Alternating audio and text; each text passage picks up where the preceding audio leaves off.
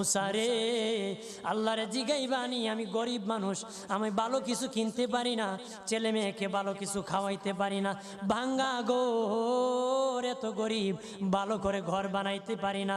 আল্লাহরে জিগাইবানি কি করলে আমার উন্নতি হবে, ধনী হব, টাকা পয়সা হবে, আল্লাহরে জিগাইবানি। আল্লাহ মুসা নবী কই ঠিক আছে, আল্লাহরে জিগাইব তুমি কেমনে ধনী হইবা। আল্লাহ নবী মুসা নবী 3 রাস্তার মোড়ে যা দেখে একটা লোক বসে আছে, তার 2 হাত নাই 2 পা নাই, 2 হাত নাই 2 পা নাই।